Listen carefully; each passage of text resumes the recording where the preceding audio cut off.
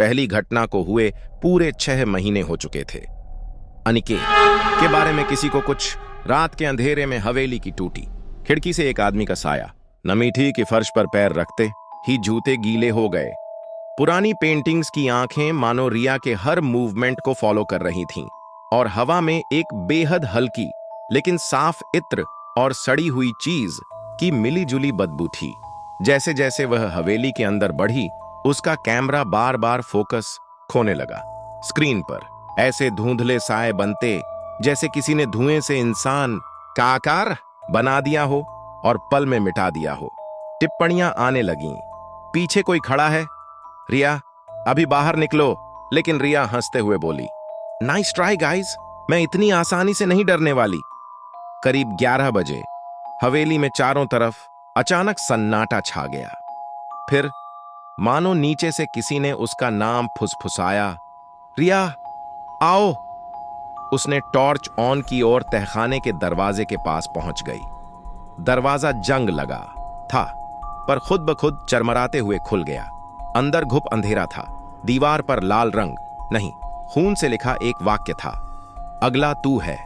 रिया ने कांपते हाथों से टॉर्च घुमाई और कोने में बैठा एक आदमी नजर आया। चेहरा पीला, आंखें लाल, होठों पर ठंडी अस्वाभाविक मुस्कान। वो था अनिकेत। रिया ने फुसफुसाकर पूछा, तुम जिंदा हो? अनिकेत की धीमी भारी आवाज आई, मैं जिंदा नहीं हूं, पर तुम अब होने वाली हो हमारे साथ हमेशा के लिए। उसकी आंखें जैसे और गहरी काली होती गईं, त्वचा पिघल कर झड़ने लगी और सामने खड़ा हो गया जलते चेहरे वाला बूढ़ा जमींदार। रिया भागने लगी, लेकिन तहखाने का दरवाजा अपने आप बंद हो गया। अब चारों तरफ से पायल की छनक, बच्चों की हंसी और औरत की चीखें हवा में गूंजने लगीं। एक अदृश्य ताकत ने रिया को पीछे धकेला और उसका कैमरा गिरकर टूट गया। अचानक उसने अपने टखनों पर ठंडक महसूस की। नीचे देखा, चांदी की पायल उसकी टांग में लिपटी थी। वही श्रापित पायल जो पहले अनिकेत के पास थी। पायल से हल्के हल्के खून की बूंदें जमीन पर टपकने लगीं। सुबह गांव वाले इकट्ठा हो गए और बड़े जतन से तहखाने का दरवाजा तोड़ा। अंदर न रिया थी न कैमरा, बस कोने में टूटा हुआ मोबाइल पड़ा था। आखिरी वीडियो क्लिप में रिया पायल को उतारने की कोशिश कर रही थी।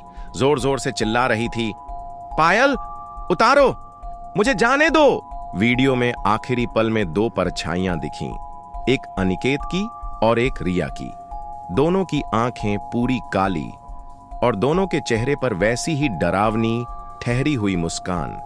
अब हवेली में 2 पायल, 2 आत्माएं और एक अधूरी भूख है। रात में अगर आप हवेली के पास से गुजरें तो खिड़कियों में से काली आंखों वाली 2 आकृतियां आपको देखती नजर आएंगी। हो सकता है अगली बार हवेली आपका नाम पुकारे।